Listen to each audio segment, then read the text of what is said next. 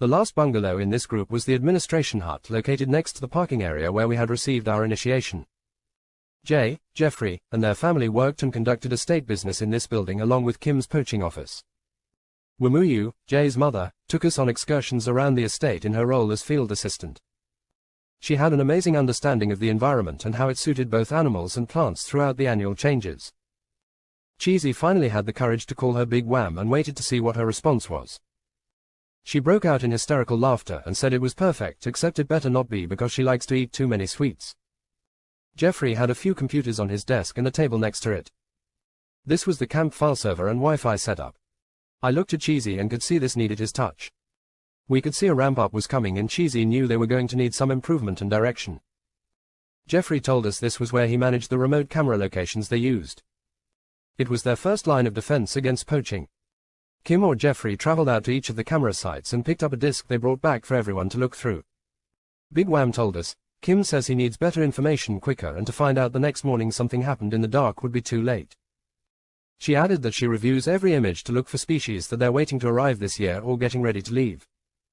Wham spends a great deal of her time helping with this task so she can add to her book. This work has helped her build the best book in her school out of all grades. Cheesy told her he would send her a tablet so she could take it with her in the field and capture video and images right into her book and edit it on site. Even record and add sound. Cheesy also offered to spend time with Jeffrey to improve systems and suggested some new hardware and software updates. He told Jeffrey in front of Ian, maybe we can slip a hand in Ian's pocket when he isn't looking. And Ian replied, it's Sir Malcolm's pocket you best reach into. He controls the spending of the Windhaven budget. Over the next few weeks, we integrated into life at Windhaven, which revolved around the lab requirements and the collection of specimens or maintenance of observation areas. Cheesy spent time with Jeffrey improving the computer system and Dig went with Wham to pick up camera discs and worked on a project with Dr. Sue. We took a trip around Windhaven visiting the 5 campsites that were used when personnel went out in the field on the estate. Occasionally Ian's father had visitors that used these camps for a few weeks at a time when they visited Africa on photo expeditions. Ian, Jay, Cheesy, Sandy and I spent a week with Sir Malcolm traveling the estate. Big Wham decided to come with us to collect samples for Dr. Sue that she had promised weeks ago. Sir Malcolm brought his 2 young helpers Hamish and Angus to set up and take down the camps. They also provided firewood and helped keep the camp scorpion-free. Hamish and Angus stuck out from the rest of the crew like sore thumbs. Although they were Kikuyu, they had shocking red hair and very pale skin which made them look like they were coated in flour. It's not unusual to see people with their hair dyed red, but this color was natural and quite different. In addition, the boys had blue eyes because they were the offspring of a good friend of Sir Malcolm's and a local Kikuyu lady. Major Magnus McLaughlin had served with Sir Malcolm in India and often came to visit him in Africa. Of course, Magnus was from Scotland originally and had bright red hair to go with his bigger-than-life persona according to Sandy. Even the elephants turned and ran when they heard him coming. The boys have his laugh. Our first camp was on the western side of the estate. Dry riverbeds seemed to be everywhere.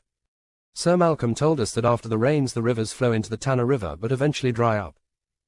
He's installed solar water pumps along the route to pump whatever water is available underground into the riverbed. They only form small ponds that dry up eventually, but they extended the season for animals as long as the water holds. He told us.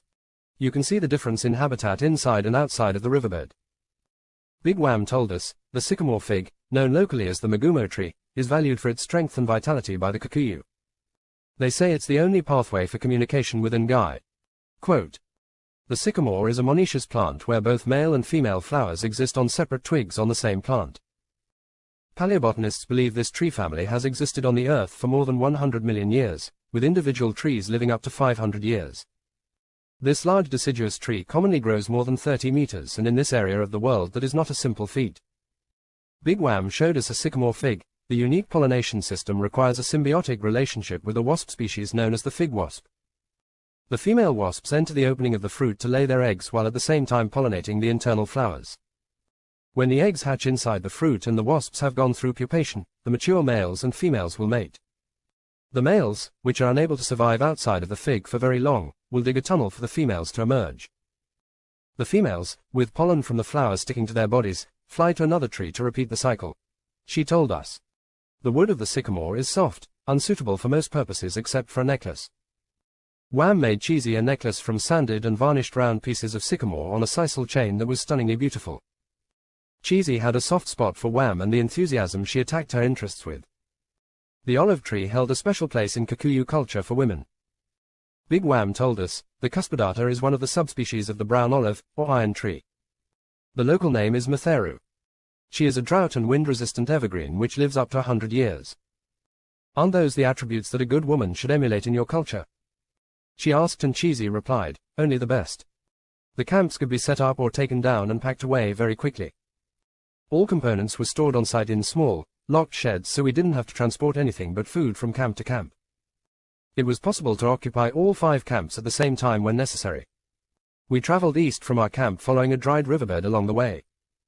This trip was being made on foot, so our opportunity to meet wildlife up close and personal was greatly enhanced. Sir Malcolm was a wealth of information about the local wildlife, and for a man of his age, he was unbelievably spry.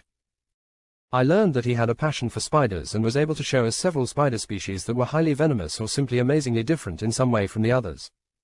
As a group, we spotted at least a dozen snakes, especially death adders. Traveling east, we met with rising elevation and the wind seemed to pick up.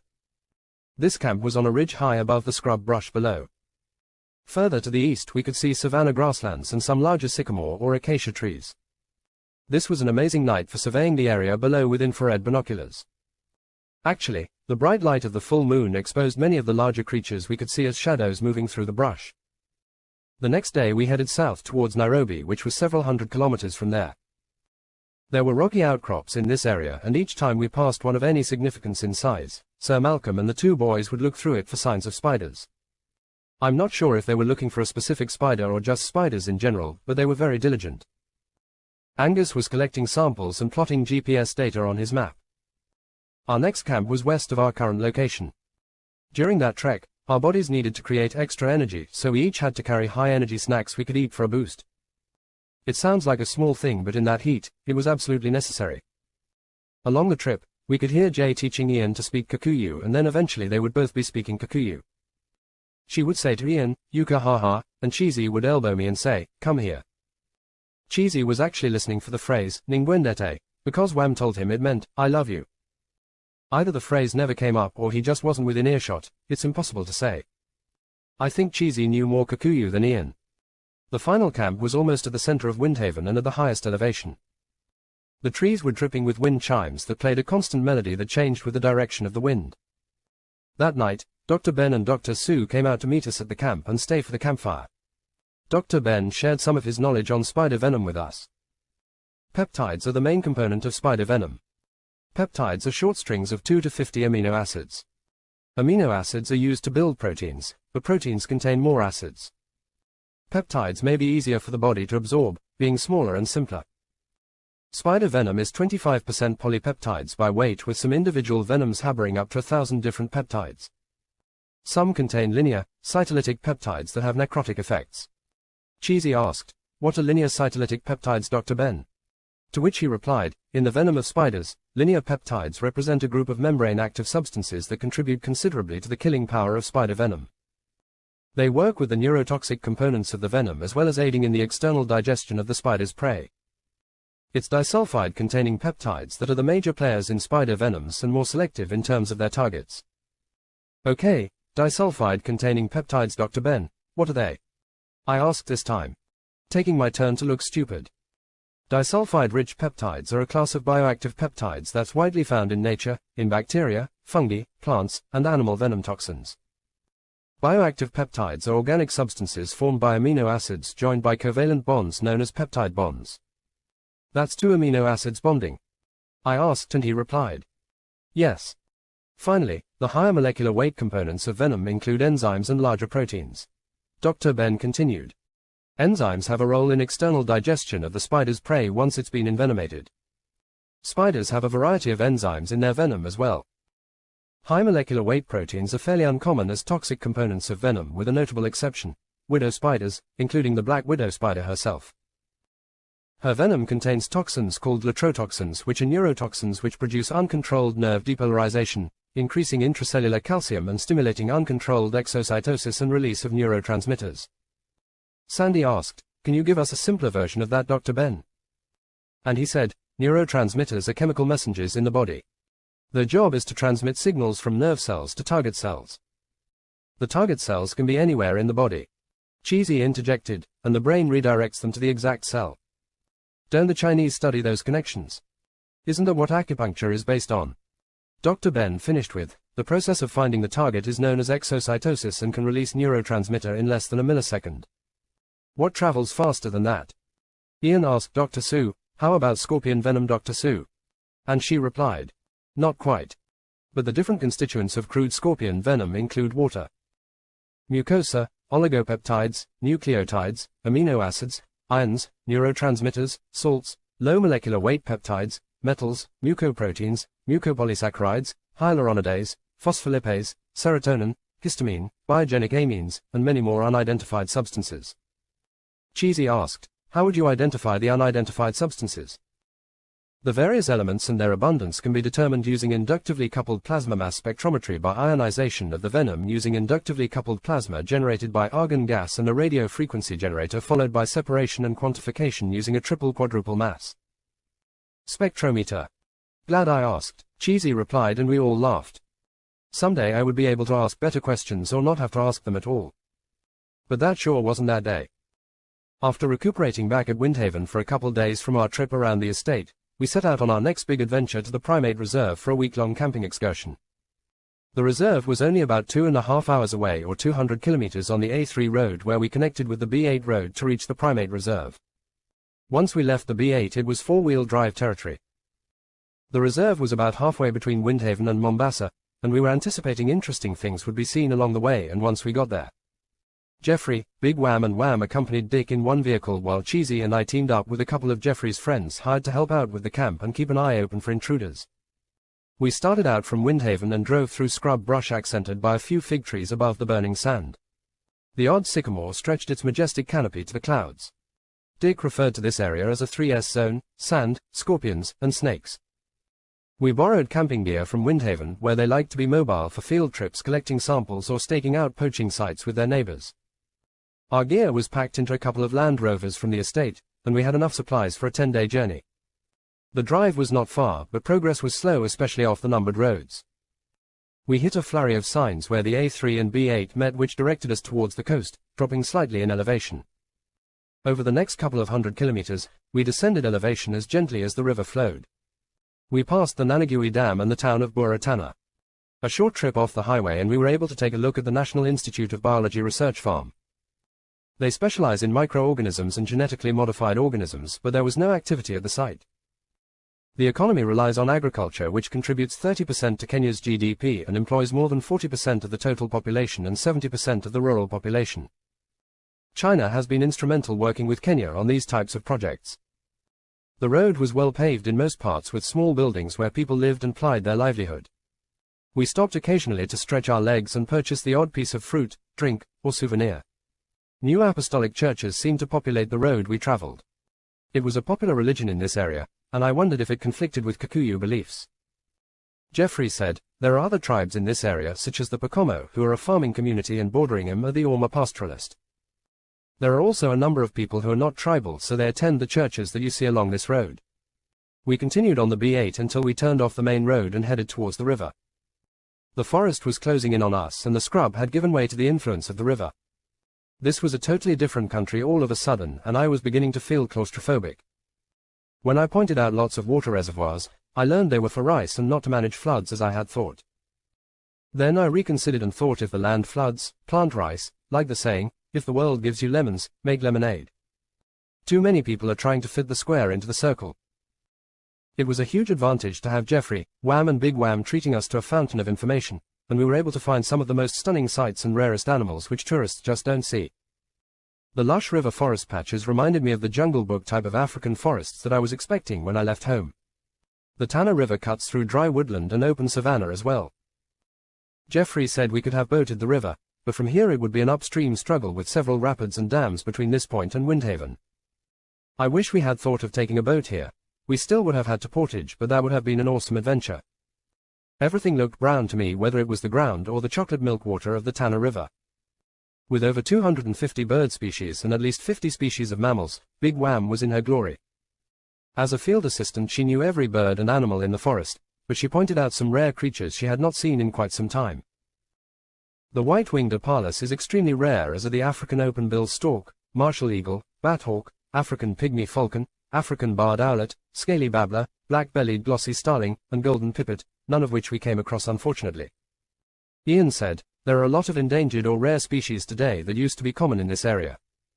We crossed the river to the eastern side of the reserve where Big Wham signaled elephants long before we were within sight of them. The African elephants there are the big tuskers, unlike the Indian elephants. Some of the elephants Wham pointed out had massive tusks almost reaching the ground when they were standing upright. They rolled in the sandy beach areas and strolled through the shallow river. Elephant babies seemed to be everywhere, and it was easy to spend a couple of hours just watching them wander by like they were elephants on parade. Big Wham spotted tree hyraxes and even a white-tailed mongoose for us.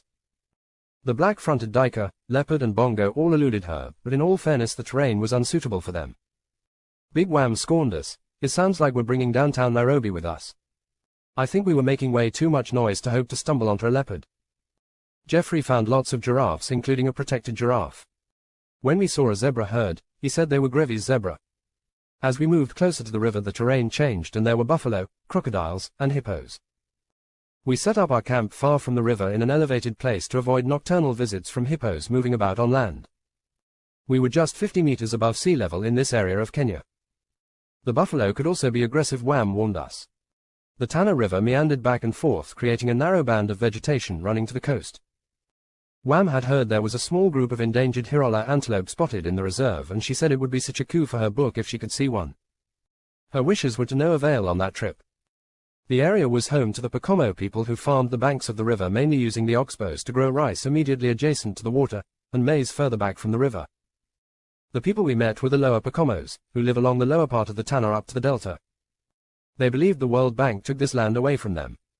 The Pokomo tribe located on the lower Tana represent at least half of the tribe. I learned of this primate reserve because of the story of the two endangered monkeys. The World Bank was all for saving the primates, but the Pokomo viewed things differently than the World Bank. They felt that their ancestral land was being taken away from them and being given to the monkeys, so they took it back while they still could. I realized this tied into the Mangabe story, and that's why the World Bank subsequently pulled the funding of the projects in this area. It wasn't to put up a parking lot, but to put in rice fields. The more interactions we had with people, the more it became evident that the people we were running into on this trip were not quite as friendly as the Kikuyu we were familiar with. Big Wham told us there were disputes and disagreements between neighbors in this area which makes people distrustful. Big Wham furrowed her brow and then said, ethnic clashes have flared up between the Pokomo farming community and the Orma people who are herders, so they're always looking for fresh grazing and require water access for their animals. I realized that it was not only the monkeys that were sending the Pokomo pendulums into a state of flux. Big Wham continued, the conflict led to a series of reprisal killings and attacks that left more than 150 people dead. My mouth dropped when she said 150 people were dead. I thought she would say 3 or 4 people were injured. We walked in silence for the next while. I feel like I'm always hearing about the animals we haven't seen, but people tend to forget the abundance we have seen and in such healthy groups. The elephants were obviously flourishing according to the locals. We didn't see any black rhinos during this trip because almost all of the population is on the other side of Kenya in Laikipia County. Wham was looking for specific species for her school record book. On this trip Wham was able to add the rainbow skink to her reptiles and the black-headed lapwing to her bird category. The black-headed lapwing was a female and Wham said she had to be able to find both a male and female of each species. They can look quite different, you know. She informed me. Wham's dedication to her collection was admirable. She even went out at night and was overjoyed when she came back to tell us she had found a Kenya coast galago that only comes out at night and is not found further inland where the land rises. A small-eared greater galago was also added to the list. She was so excited that she could now take pictures with her cell phone and save them to her book. It wasn't a matter of having proof for anyone, but more a question of the joy she had in collecting and being able to see them whenever she wanted. This was far better than the sports cards Dick collected when he was her age. Only the prospect of returning to Windhaven made our leaving the primate reserve bearable. It was a great trip with some wonderful tour guides that showed us stunning sights we replayed over and over in our minds on the trip back to Windhaven. We woke one morning shortly after getting back to camp with some extra excitement in the air. Today was the day we were going on Martin's balloon trip, so everyone scurried around to eat breakfast and get ready. Our trip to the airstrip was not as glorious as the first trip when we took the Silver Ghost. Ian had talked to Martin, who informed him the winds were just right and there was not a cloud in the sky. Martin prepared the 3 balloons Ian rented, and they were all wired for sound to allow communication between them. Martin had an operator in the balloons well versed with spotting the native wildlife. Cheesy, Jeffrey and I were in one balloon while Ian, Jay and Big Wham were in another. The final bucket contained Dick, Dr. Sue, and Sandy. We lifted off in the early morning sun and rose majestically into the wind. The occasional burst from the burner was the only sound punctuating the silence. The land unfolded below us as we rose higher and higher into the wind. The wind seemed to get stronger as we rose and changed direction from time to time. The direction of our flight path was wherever the wind wanted to guide us, and it was going to show us what it wanted us to see. Our altitude varied from treetop height to 100 meters above the landscape. The powerful whisper burners of the balloon would be kicked on when we got too low and disturbed the natural sounds rising from below. Towards the end of the flight, we were approaching the Windhaven estate. Ian said, "I recognized this area. My father and Sir Malcolm used to spend time in this area capturing spider species for a doctor who was in one of the labs at the time." The land was becoming rockier and less sandy. Ian looked intently at the ground below, which was rockier than the surrounding area. Suddenly, I heard him over the intercom say, "Do you see that cave entrance down there? It's just past the clump of trees over towards the large mound of stone." Everyone scanned the landscape below, but the wind was blowing harder now, making us drift faster. Martin had to take us up because we had drifted too low. Unfortunately, nobody else saw the cave. Dotted between the scrub terrain, Big Wham spotted the heads of giraffes foraging from the top of trees, and even some elephants moving about their daily business. It was a wonderful experience that lasted over 2 hours until Cheesy asked, "How do we get back against the wind?" Martin replied that he had a ground crew following us who would take us back to the hangar and then pack up the balloons. Upon our return, we thanked Martin for the experience and headed back to Windhaven to plan our trip to Mount Kenya. Everyone was looking forward to the trip, and Cheesy said, "Perhaps Ngai will cast some lightning and pay us a visit." To that Dr. Emily replied, "I hope to be there when he does come." The next week was spent at Windhaven with everyone contributing to the various labs and doing what we could to further their efforts. Cheesy created some software solutions for Dr. Ben and Jeffrey. For Dr. Ben, he created software that would allow him to track the data from the fly traps by species and season. Next year I'll add some tracking of infections if you can get data like the GPS location of each incident and whatever data you require. To which Dr. Ben replied, "This is going to help us a lot, Cheesy. Tracking the annual cycle should help develop a plan for prevention. In this world, lives can be saved." For Jeffrey and Big Wham, he created some internet software including a Windhaven homepage so they could publish their findings, images, and projects. Cheesy said, "People will eventually be linked with live access to the cameras. We could have 24/7 monitoring for poaching. That would make Kim happy. But we will have to get some new cameras and equipment before I can make that happen." Dick was spending a great deal of time with Dr. Sue and nobody bothered to ask what they were working on. It seemed unnecessary. I spent time with Sandy and Sir Malcolm making trips out to various locations on the estate to check infrastructure like well pumps and watering troughs. Sandy was a good worker and I worked hard to keep pace as we were heckled by Sir Malcolm, who regaled the abilities of the previous century British man versus us. It was an exciting morning the day we packed up the Land Rovers again, put together our touring party, and departed for Mount Kenya. Sir Malcolm and Kim stayed behind at Windhaven with Baby Goo. Jeffrey had been to Mount Kenya many times and climbed each route at least once. He suggested we take the Chogoria route and informed us, the Chogoria route has the most breathtaking ascent to the summit. The walk beside the gorge's valley is truly spectacular. Then he added, "At least that's what the internet will tell you, and that normally this route takes 7 days, but we can do better than that because everyone here is fit. The extra time can be spent at the summit or perhaps even making a side trip to the Giant's billiard table. That would be optimistic and based on the weather cooperating. And of course, Ngai as well." From Windhaven it was less than a 6-hour journey by Land Rover. We took the A3 road again, but this time in the opposite direction than on our trip to the Primate Reserve. This will be the route we will have to take when we return to Jomo Kenyatta Airport to depart, if we go by vehicle. Until we hit the B7 in this direction at Chuka, there were only a few butcher shops and supermarkets scattered along the route. We made our way through small towns to where the road took us to Embu, the largest town in the area. Big Wham told us, Embu served as the provincial capital of the former Eastern Province and currently serves as the headquarters of the Eastern region in Kenya. It's also the county headquarters of the Embu tribe. Winding through the beautiful countryside we continued on the B6 to Ina and then on to Renyenjas. When the letters in the road names change from B to C or D, so does the quality of the road itself. We parked the Land Rovers and set up camp near the town of Chogoria. While we ate dinner, Jeffrey gave a talk on what to expect over the next few days on the Chagorya route. This route approaches from the east. We will start here at the gate near the village of Chagorya and then pass through another national park gate further up. We had to pay fees to make the journey as well as site costs for our overnight stays. I wondered if this applied to all Kenyans as well.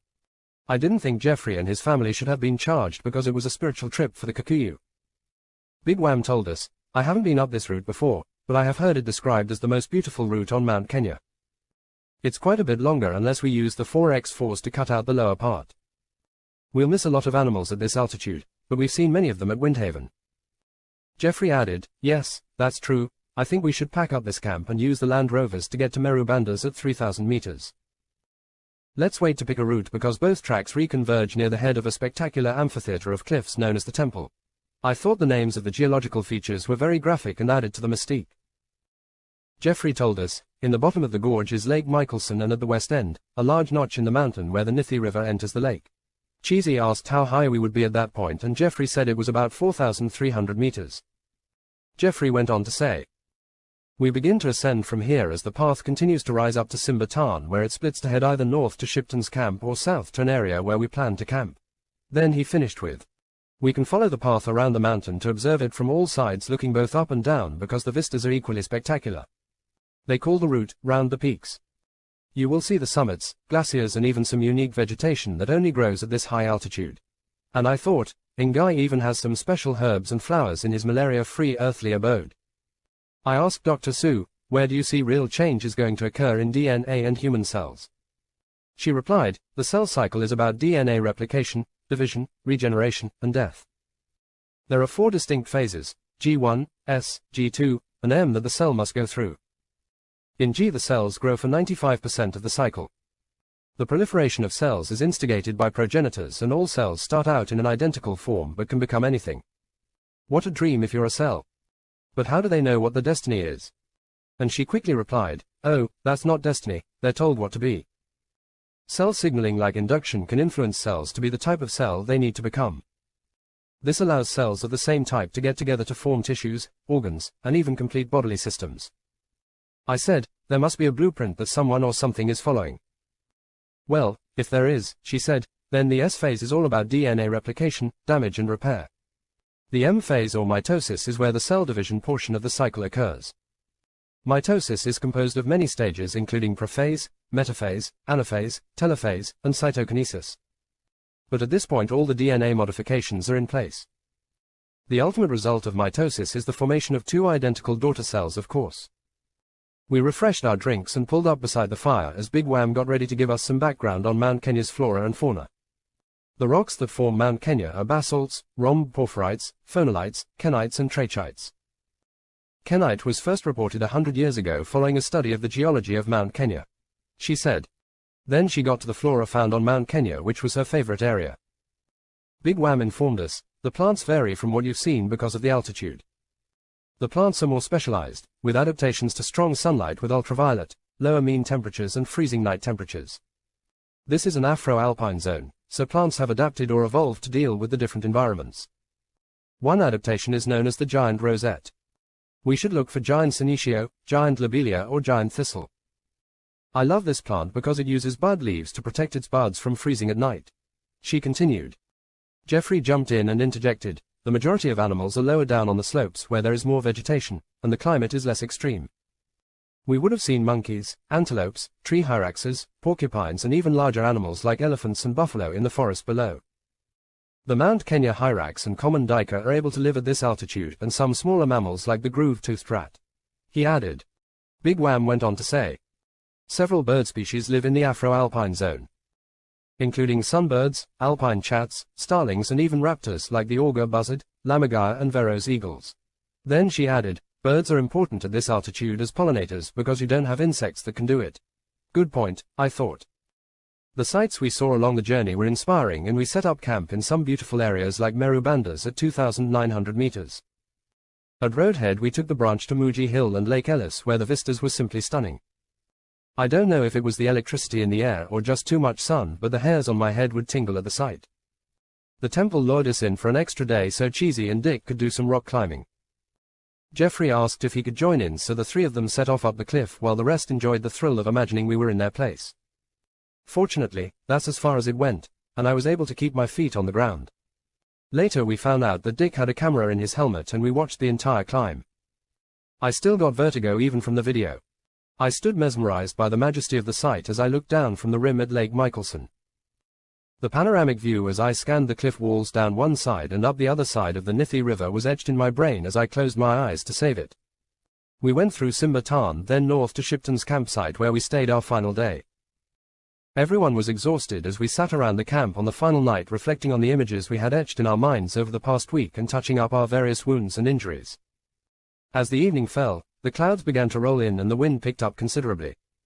The leaves on the trees turned inside out as they do when an impending storm begins to rear its ugly side. A few drops of rain began to fall before we heard the thunder. I felt everyone was counting thousands just as I was to determine how far away it was. When the lightning finally cracked, I heard people yell, 5 and 6. I'm not sure who was right because I was too busy watching the sky crackle and flash as it electrified the area all down the valley. The hair on my arms was standing on end when Dr. Emily said, "He's coming." We all waited as we watched the spectacular light show his entrance was making, but he never showed that night. Dr. Emily said, "Ngai needs some encouragement to show himself, or we need some help to be able to see him." In the morning we packed up the camp and traveled back to where we had left the Land Rovers to begin our journey back to Windhaven. The ride home was always quieter than the trip there. All the last few days prior to departure, we gravitated to the labs that intrigued us the most. Cheesy spent a few days with Jeffrey and Sir Malcolm going over the camera setups, computers, and internet access while Dick spent his time with Dr. Sue. To think he was getting a lesson in mosquito biology would be naive of me. The 10 years between them didn't seem to make a difference. Ian, Jay, Dr. Ben, and I talked about how he was planning to go forward with his sampling and building a profile of each of the malaria types and their structure. His project appealed to me, but at this stage much of what he was telling me was very complex and gave me a great thrust of motivation to begin my new educational journey. On the last night I found myself alone by the fire as it seemed everyone else was otherwise occupied. I leaned back and looked up at the full moon in the crystal clear African sky. There were so many stars everywhere I almost felt in touch with them. I could count the craters on the visible side of the moon and only wondered what I can see on the other side. A shooting star flashed across the sky and brought my attention down to earth. The wind began to rustle, and the chimes began to chime. The wind picked up and I thought for just a moment that I could hear voices in the wind as it rushed through the trees and the chimes spoke to me. I went to sleep that night with the chimes singing me to sleep. The camp was already bustling when I dragged my bags to the loading area with everyone else leaving that day. Dick, Cheesy and I were departing from Jomo Kenyatta Airport within a few hours of each other, so we were again honored by Sir Malcolm's procession to Martin's airstrip. As we all loaded into the car for the trip, there were many subtle tears in the crowd and a few crestfallen looks in the car. Eyes began to look at the ground and faces pulled hands toward them. These were tears of suffering, but not the kind of suffering we'd learned about on this trip. Cheesy, Dick and I said goodbye at the airport, and I left Africa to go directly to the University of Oxford, check into my dorm and prepare to settle into the routine of school for the next 8 or 9 months.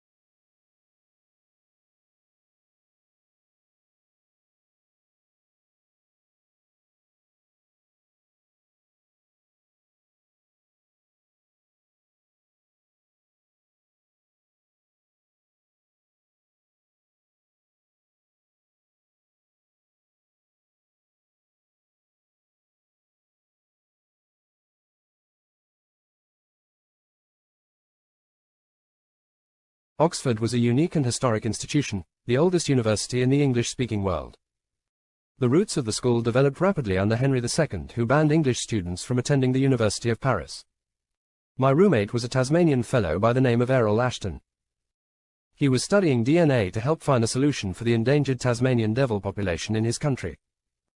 It seemed the devils had developed something known as DFT or devil facial tumors, which was a form of cancer that could be spread orally.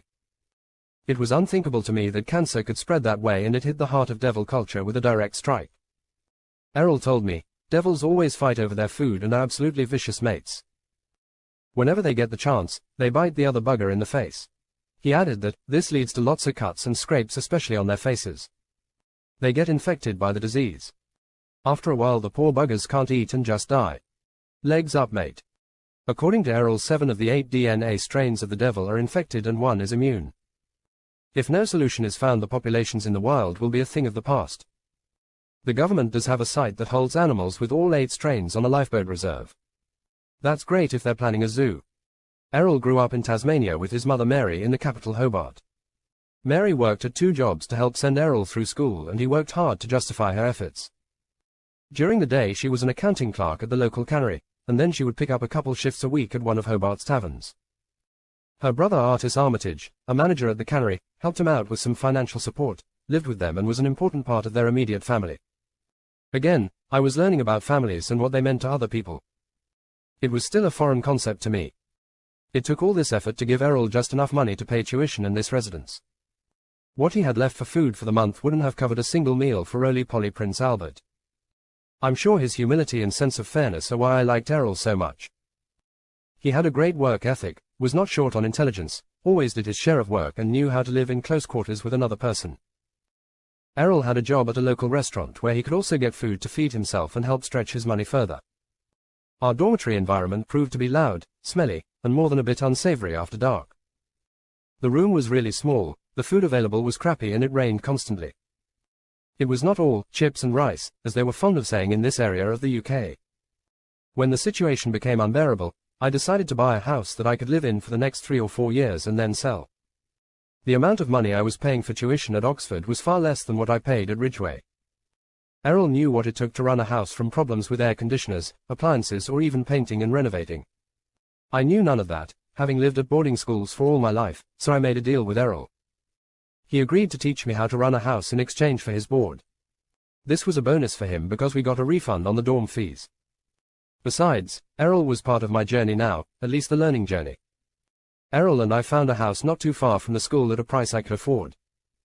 I had to contact Carl to get him to finance the house and do the paperwork. Carl got great terms and agreed with the buy-sell plan for my time at Oxford. There never seemed to be a problem with money. Ian was loving Canada and the city he was in. Even though he's working at an accelerated pace, he's found lots of time for cycling, his new passion. There are more than 100 kilometers of trails through the forest, with only a couple of roads crossing him occasionally. The university is on the west side of Hamilton, close to the beautiful little town of Dundas, in the middle of a conservation area. He says it's like being at home on one of his estates. Cheesy found lots of excitement on the eastern seaboard of the United States, with trips to Atlantic City and some of the local casinos during his weekends and sojourns from school. The curriculum was to his liking, and he was excelling at all academic courses.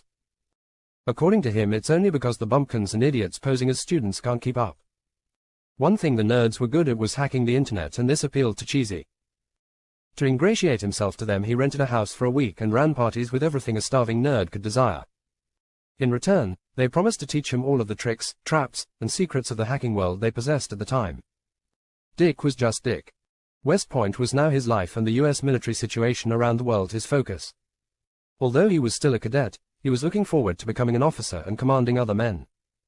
Step 1 was to dominate in the training, whether it was physical or mental. He was going to graduate on top.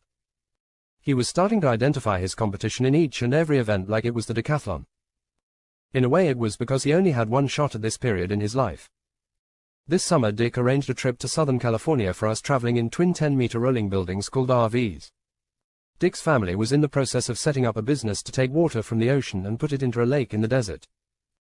It was, of course, all hush-hush, and we were getting ground floor information.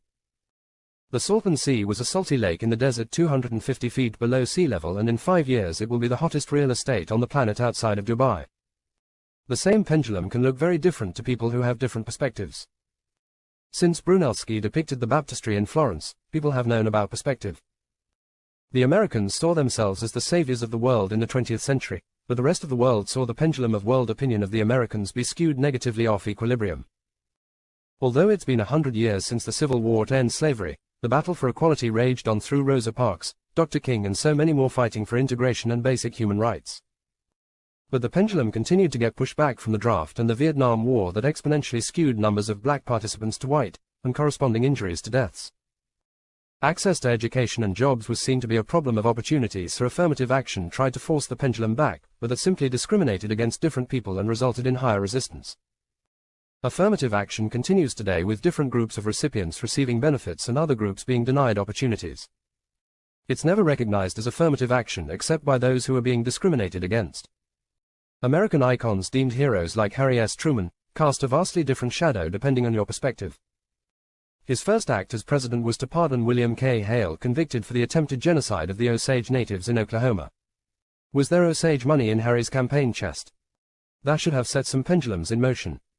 Who in this world can appreciate nuclear bombs being dropped on cities of civilians, not once but twice?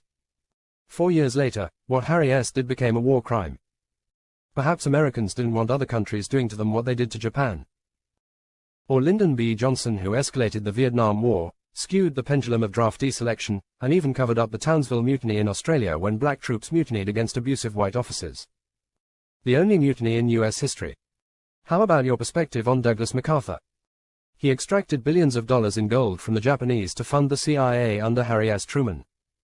The Japanese interrogations at the end of World War II were not open to the world as Nuremberg was. Perhaps that's why people can identify dozens of German supervillains, but only a few Hollywood versions of Japanese supervillains. Some pendulums continue to be in flux and require more perspectives like Dr. King's to provide pushback if it's ever to reach equilibrium again.